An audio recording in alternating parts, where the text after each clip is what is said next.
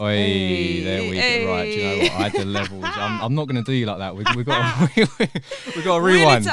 Rewind. Right. Okay. There we go. Now we're good.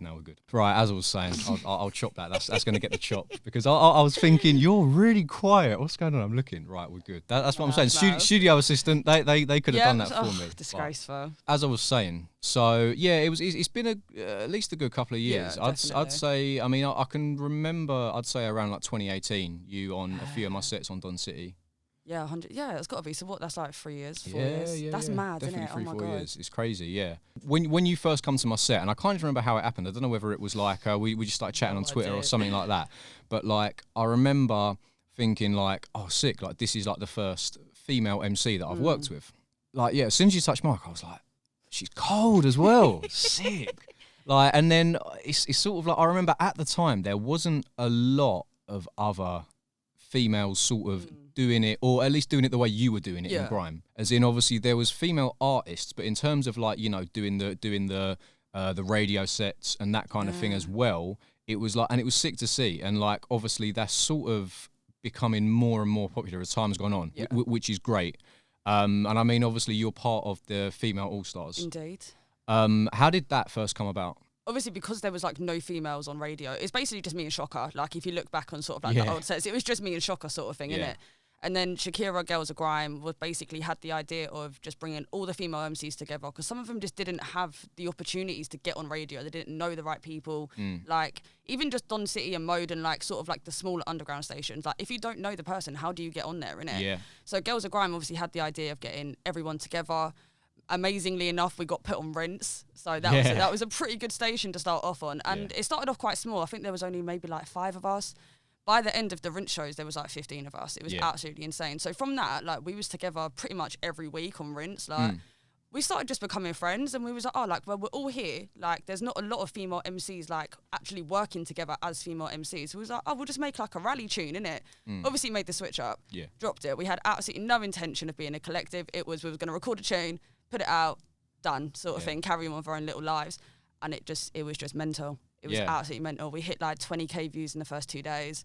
And then obviously like Spyro was like, I want to play it. And then Target was like, I want to play it. Do you want to come down to 1 extra? And we was like, well, we can't stop now, innit? Yeah. And now it's been like, what, 2 years? Yeah. And we're still going. No, it's sick, and I think like it's nice to see how like everyone has just like backed it, because I must admit it's like I think it's almost you've got you sort of walk a fine line between like when you see people doing like female only lineups and that kind of thing. Obviously, it can be taken 2 ways, because and ultimately it's what is the person's intention. Are they doing it because they're like, right, sick, I've got a platform, I want to push this, or are they just doing it to like tick a box and say, oh, it's, do you know what I mean? Which happens quite a lot, to be fair. You'd be surprised. I'm a lot. Like I'm sure. I mean, it's like I've sort of I've only really been like properly in the scene for a few years or whatever, and I've sort of had my fair share of experiences, and obviously over time you learn how things work, and when you're just listening to a radio show or whatever, then when you go to doing it, you see all the behind the scenes. Yeah, it's mad. Obviously, sometimes there's politics and that kind of thing, but you learn how it all works, and you learn how to sort of get your way through. But obviously, one thing that I've, for obvious reasons, never experienced is sort of being a female within the grime scene. I mean, again, like going back to them early sets, when when I was on Don City, sometimes there'd be like 10 guys in the room, and then you. Yeah. Did it ever feel like, oh, I'm like an outsider, or was it just like, no, like I'm part of this? It was weird, because obviously I've been on, like I was on Empire like back in the day when I was like 14 years old. I'm 24 now for context, innit? So I've been on radio like a very long time, and pretty much apart from a few sets like with Shocker, I was always the only girl in the room. Yeah. Most of the time when you walk in, everyone's looking at you like, who the fuck is that? Like, especially because I was so young, I literally was a child at the time, innit? But like I've always sprayed like how I spray now, quite aggressive, quite dominant. And people just, I think it's because I was little and obviously a female, people just sort of like want to look after you in a weird sort of way. Like, so I was always very much welcomed, which is probably how I got to obviously like where I am now, because people did support me, whether they liked me or not. They probably just thought, it's a girl, we'll be nice to her, sort of thing, innit? So it has worked to my advantage, and that's why like I can't say there's like a lot of bad things have happened to me. Bad things have happened, and like the sexual advances and that, like from being a female, like you don't want that in it. But a lot of people are welcoming because of that fact, probably more so. Like if I was a man walking into that room, then it's a competition. Because I'm a girl, they're looking at me like, we'll just be nice. Like, so I feel like it hasn't been that bad for me personally. I can't speak for anyone else, but people like, from me being young to me obviously being like an adult MC now, I've always been sort of welcomed with open arms, and I do appreciate that. I've always appreciated that. Yeah, of course. I mean, that is sort of like one thing that I always wondered, because I mean, I'd say that I've had a similar sort of experience whereby, like, you know, I've never sort of gone to a set and been made to feel uncomfortable or whatever, and so I'm thinking like, the experience that I've had has been sick, and it's just it is sort of refreshing to hear that, like, do you know what I mean, that is sort of like reflected, because I don't know, like I said, I mean, I did always wonder, like, it is different for everyone, and if you spoke to like, if you spoke to all of the girls that were in Female All Stars at the beginning, every single person would have a different experience. Every single person would tell you it's been good or bad. But for me personally, overall, I think it's been sick. Otherwise, I wouldn't still be doing it. Yeah, of course. Like if something so bad happened to me, I thought, I don't want to fucking do this anymore. Then I wouldn't be doing it. But nothing that serious has happened where I thought, you're stopping my career. Like nothing, no one can stop my career in it. Like I'm going to do my thing whether people like it or not. So I am very grateful for the experiences I've had and the opportunities I've had that might have only come from me being a female, but I'll take it.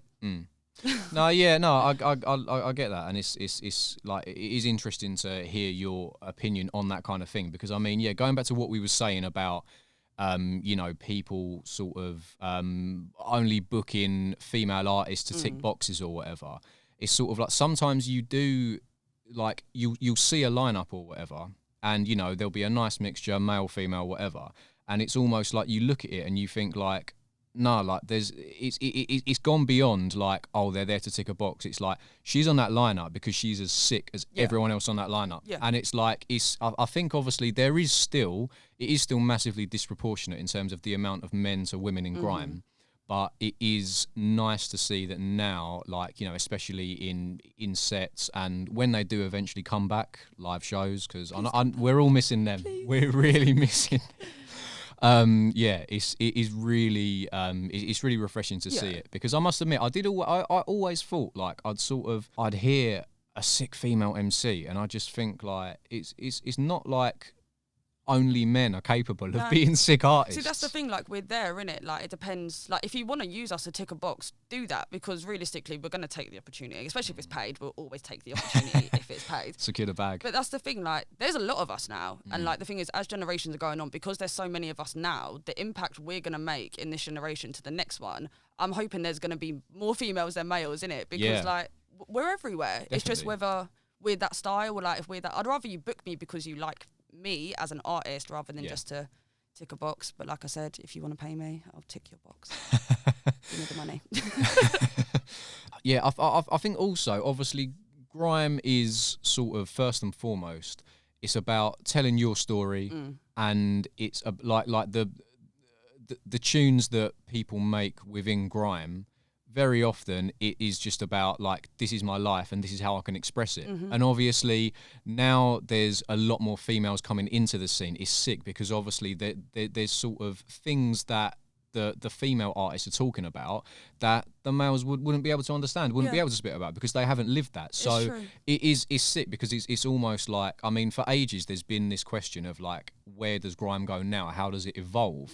And it's like, it seems like by getting as many more sort of females involved with grime as possible, it's almost like that is a really sort of organic way that it can grow, and we can sort of introduce a new sort of dynamic into it that I think it's really interesting. It's just like a well-rounded reflection of like life generally, innit? Because obviously, like, I'm not from London, so I can't say it's like London culture. There's a lot of MCs up and down the country.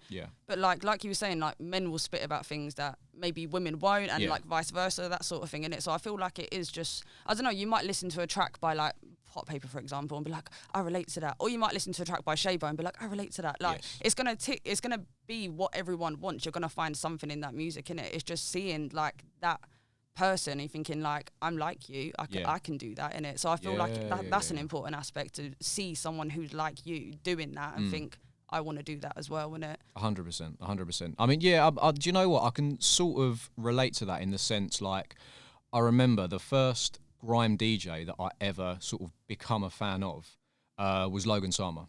It's gotta be. And shouts Logan Sama every time. Big shout out to Logan Sama. And like I remember, I'd heard one. I didn't know anything about him, but I'd heard one of his mixes. Then I heard another one, and then I saw something on YouTube, and I was like, all right, okay. Like it was. I don't know what I expected, but that wasn't the picture that I had in my head. And then and then I found out that he's another like Essex-based DJ as well, which I'm from Essex as well, and I was sort of thinking, oh, sick. Okay, that's someone who, you know, he's like me. He's a white guy from Essex, and he's doing this, and I was like, oh, sick. Like, and it was almost like it's sort of someone that, do you know what I mean? I as you said, I don't come from London, so I didn't live the London life. I'm not part of that culture, but it was almost like I was sick. It's like grime is open to more than just if you lived in London. Yeah. Do you know what I mean? So it's and again, going back to the whole what you were saying, like, hopefully there's going to be some, you know, kids up and coming artists or whatever that are going to see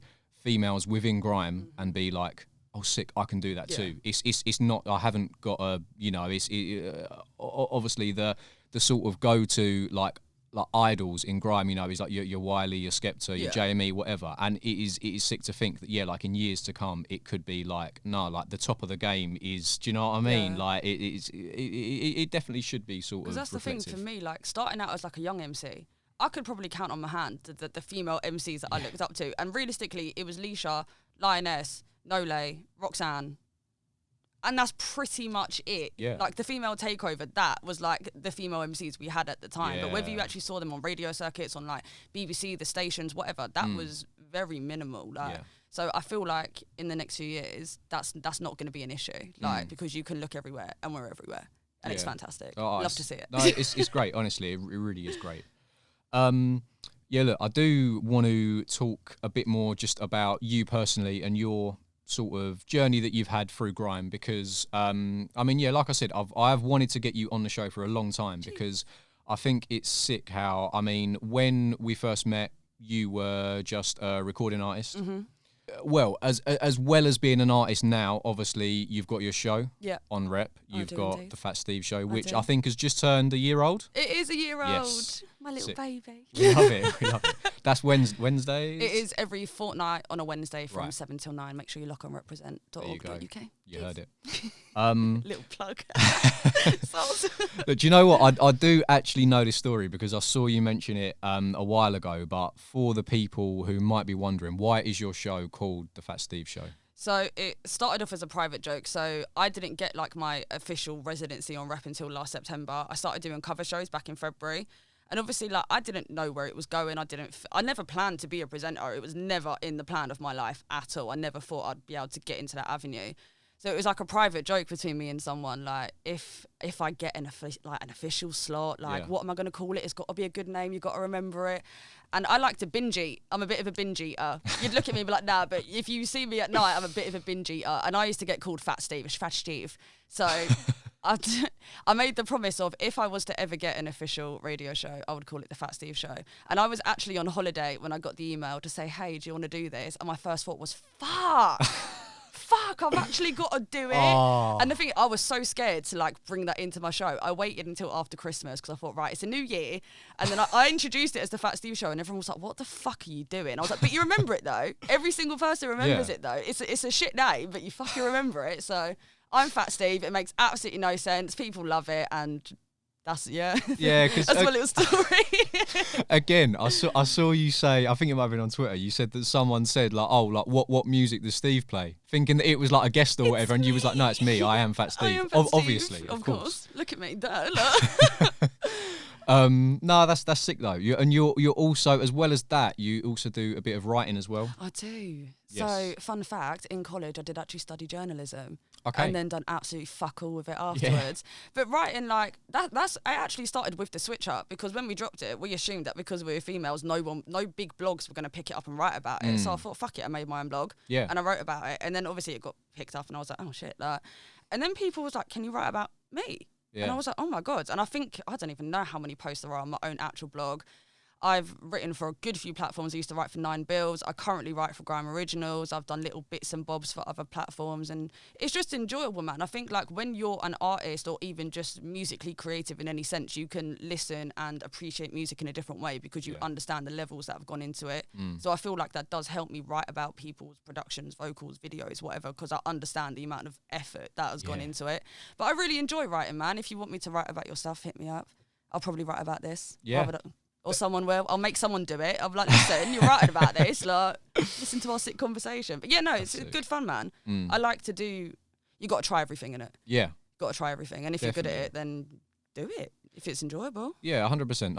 I'm a big believer in that. I try to do a similar thing where like I'll sort of try my hand in different things, and like if it works, if it gets a good response, I'll put more into it, and if no one really cares, then I won't. But like, I mean, at least you tried. Exactly, you're giving it a go. You can say it's a bit of experience or whatever. Yeah. But it's like, no, it seems like at the minute, like all of the things that you're doing, it seems like they're all sort of going sick. But it's like, I mean, it must be quite a big time commitment on you. Mate, I work a 9 to 5 as well. I'm exhausted, 24/7 exhausted. Yeah. Like I done an interview for like another radio show at the beginning of the year, and they was like, "Where do you find the time? Where do you get the motivation?" I said to him, I was like, "I don't have motivation. I don't have a choice. Like I have told this person I will do this. I can't be like, sorry, I'm not doing it. No, you have to do it. You have to get these things done. Like I don't have anyone helping me. Like if it relies on me to make this work in it, if I can't do that, I don't want it enough. So." Yeah. I'll be tired. Like, when did I get in? I got in at like 2 o'clock last night. I had to get up at 9 o'clock this morning to get on the train on time. But I'll do it because I want to be here. Yeah. I want to do these things. Like, so if it's important, you'll make the time and you'll put your love and your effort into the things that make you happy. Ultimately. Yeah, definitely. No, 100%. I'm on the same page there because I do like. There's times when I've been scheduled to come down here and film, or like I've had a set or whatever. And like something might happen, you're not having a bad day or anything like that. But then it's just like, no, this is what I do. This is me, you know. Can't and not in it. That's the thing. Definitely. I mean, yeah, like I know from obviously personal experience when I used to have my own radio show, like that in itself takes a lot of prep work and that kind of thing. Oh my God, yes. I've never sort of been a recording artist, but I mean that sort of just goes without saying that making music and releasing it, that is also very time consuming. Yeah. Do you sort of try and have it all on the go at once, or do you just say like, right, this month I'm going to be in the studio working on this, and then after that I can take a bit of a break from that and go into something else? Or is it like, do you sort of just keep it all, just sort of juggle it all? At the moment, I'd say I'm juggling it all, but it's kind of bad, which is why I'm so inconsistent with my music, because I tend to sort of fixate on the thing that I'm enjoying the most. So at the moment, most of my effort is obviously going into my radio show. Yeah. I haven't really been doing music that much because like music's something I can always go back to, and like writing something I can sort of do when I have a spare 15 minutes. Like, so I do tend to like fixate. But obviously like working with Female All Stars, like we have an album coming, like trying to do all the little bits and bobs, it is sort of, you just have to do everything at once, like, because like the way that I work in my life, nothing can be done on a set time and then it's done. Everything's constantly ongoing. Yeah. It's literally never ending. I do not get a break. I am tired. Like, but yeah, you just have to. It's literally like I'll sit on my lunch break on my 9 to 5 and be like, shit, I have to email that person. I have to do this. I have to do that. Like, it's just finding them 5 minutes, sitting on the train on the way here, finding those 5 minutes to do the little bits and bobs. Yeah. And I feel like if you do make it a thing where you're doing things every single day, then at the end of the week, there's not half as much that you need to do. Yeah. Like, you can't let it all build up because you'll just get nothing done. Oh, definitely. The build-up thing, that really spoke to me. When you're looking at your to-do list, you're thinking, I don't even want to do this anymore, man. Like, I just want to be a normal person. I'm done. Yeah. Like. It is. Yeah, it's mad, isn't it? Like, yeah, I mean, look, what you just said, like, want to be a normal person. Like, I can remember I was sat at work one day, and one of my mates, he was, I don't know what was going on, but he invited me to something or whatever at the weekend, and I was like, oh no, I'm busy at the weekend. And he was like, what, both days? He thought I was just, trying to dodge it. He said, what, get out of it. Both days? I went, yeah. And he said, what? And then it was like I had radio on the Sunday. I think to be fair, I think I had there was something going on at Old Blue Last or something on the Saturday. Sick. And then it was like, well, no, like Sunday I'm going to be prepping for the show. Yep. Saturday, I think that was around the time that I was working on my production as well. So I was like, no, I said, the thing is, mate, I said, 'cause it's the same as you, like I work Monday to Friday, so it's like when I get a weekend, it's like that's your time, innit? Just like put my music hat on and just dedicate that to that, and it's sort of like, sometimes I do think like some people don't have these stresses. No, I know. Some people don't have to think. What is like, a social life? Yeah, I don't know anymore. it's you know, like yeah. But then imagine life not doing this. Oh, I couldn't. What would you do with your time? What do people do that don't have like hobbies? What do they do? I don't know. I couldn't. Knit. They knit. There you go. Yeah, that wouldn't be as interesting for a podcast if I was knitting. Was I? I'm a pretty good knitter. That's the worst thing. I actually do knit. You do knit. I do knit. That's my little. The music and the knitting. That's another thing. I'm knitting a blanket. But we'll do this again in a year's time, and I'll show you my blanket. Yeah, sweet. Bring it down. See, interesting podcast. Talking about knitting. I might need to redirect this. This is meant to be a music-based podcast. I might need to do knitting weekly full of or surprises. Whatever. Yeah, I love it. Now, touching on something that you just said actually about consistency, I think that is a big thing for me, whereby like once I start doing something, I do have an issue with like changing it up or dropping it out. Because I mean, like, as I said, I do try different things and I do try to sort of like, if something ain't working, I do just bin it off. But then at the same time, I do think like I like to appear consistent. I like it, you know, even how it's like every Saturday I have something new for the YouTube channel. And then it was a couple of months ago, I got COVID. And yeah, so it fucked up my filming schedule. I then didn't have something for one Saturday and I was freaking out. I was like, oh no. But then I sort of had to like reset myself and I was like, I don't think there's going to be a sort of like global crisis because I didn't upload on a Saturday. Do you know what I mean? Yeah. And it's sort of like, but I mean, as you sort of said that you don't feel like you've been consistent, at least lately, with the music thing. Do you think that sort of consistency is a big factor in sort of staying relevant and pushing yourself forward? Or do you just think that as long as the quality is good when you do release, is that enough?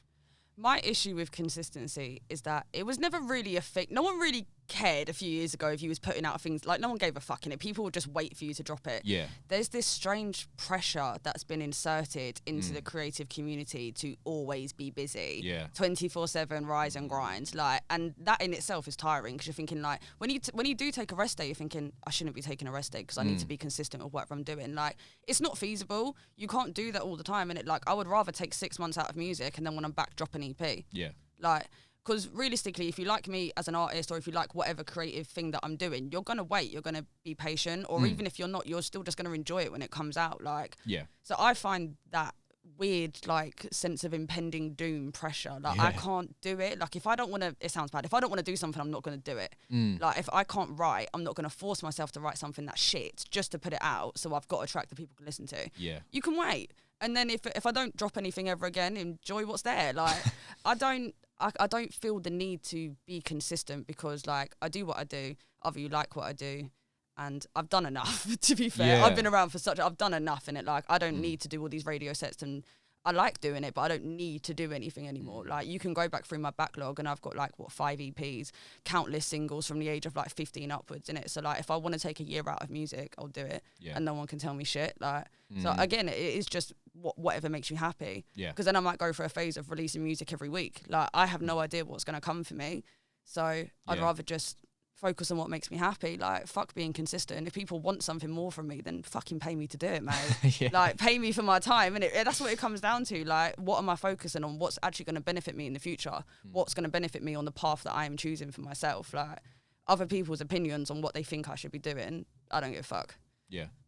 Yeah, that's a very good point actually about how, like, in this day and age there is a lot of pressure on appearing busy. I think it's just more a case of if everyone else is like appearing busy or whatever and you're not, then it's going to look like they're like doing so much more than me. What I should be doing more. I'm lazy. I'm not. But no, it is definitely important to have a good balance between what you're doing and you know, I mean, I've taken time out in the past and it's been good. And then I do often find that when I come back, I feel refreshed. Better, I've got ideas. I'm like, yes, I'm ready to go. That's the thing. You know, and it's sort of like it's a hard one. And I think especially sort of in the day and age where social media is just in charge of everything, just runs everyone's lives. And it's like, I've often said that I feel like if I wasn't involved in music, I probably wouldn't have social media. Neither would I, 100%. Because it's like I've sort of,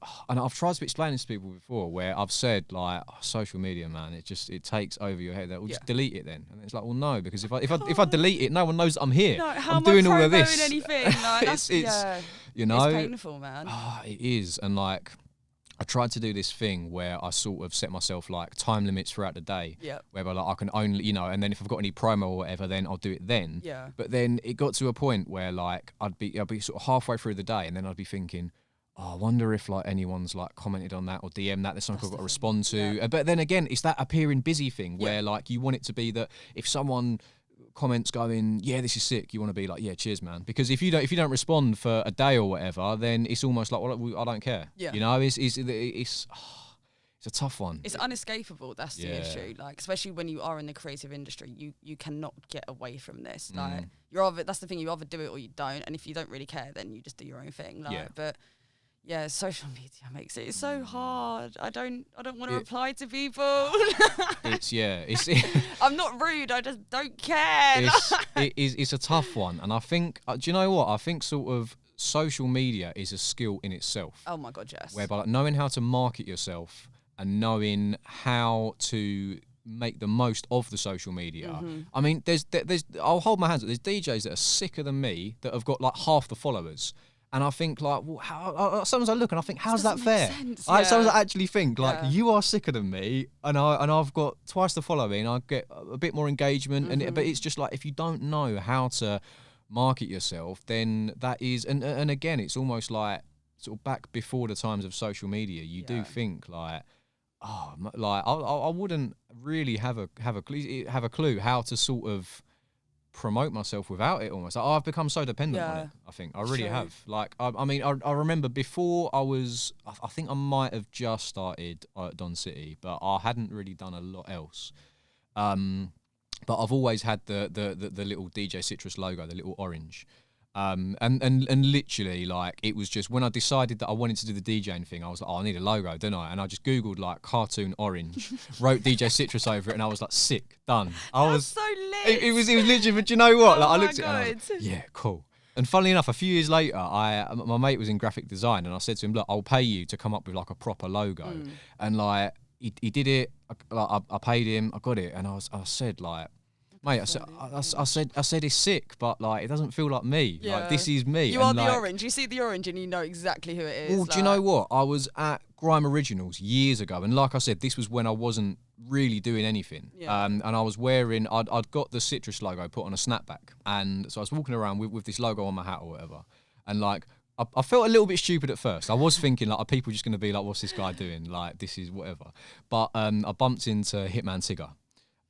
Big shout out to Hitman Tigger, by the way. Big shout out to Hitman Tigger. He basically he sort of stopped and then he sort of pointed to the logo and he was like, I don't know who you are, but I know that logo. That's so mad. And I was like, oh, okay, cool. And he said, yeah. He said like, look, he said, I've never seen your face before, but he said, I guess are you like DJ Citrus? I said, yeah. And he said, honestly, mate, he said, keep doing your thing with the branding because perfect branding. Yeah, you know, and sort of from then I was like, oh wow, because I must admit, like it was for me then, as I said, I wasn't really this. So I was like, Hitman Tigger, like recognise my logo. To me, I was like, shit. Yeah, but it's like looking at the McDonald's M. You know what it is, innit? That's the thing. Like, because no one else has got a name like yours. No one else has got a logo like yours. Like you see an orange. Like even if it's not even associated with you, you look at it and you think, is that DJ Citrus? Or is that just a random orange on something? I don't know anymore. Like no, it's sick, man. It works. It's unique. Like I mean, I think you definitely need to have either like whether it's the branding or an image or the Fat Steve show, something that like on no other station is there a Fat Steve show.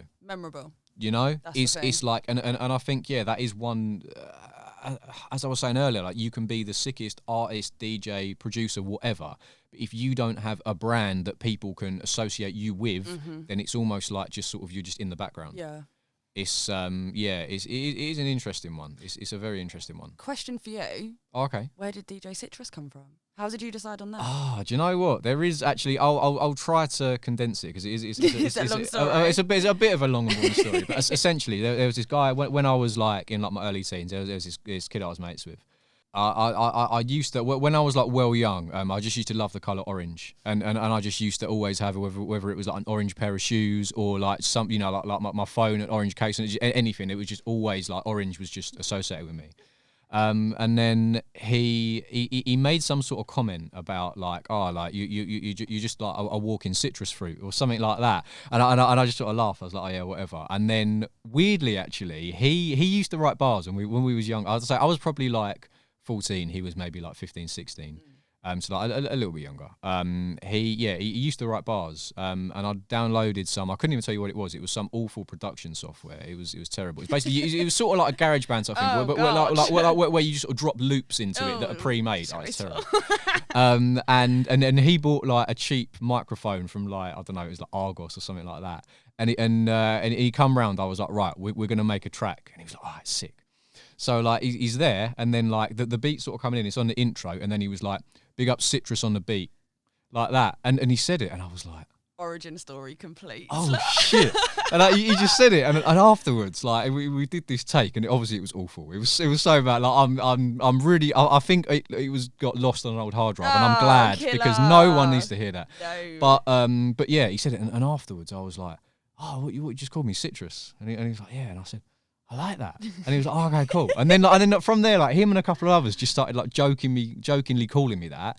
And then, yeah, when I decided I went to the DJing thing, I was like, oh, it's got to be Citrus. That's isn't it? So lit. There you go, Citrus origin story. There you go, yeah. I think that might be the first time that I've actually told that one on camera. So there you go. A little trivia for the podcast. There you go.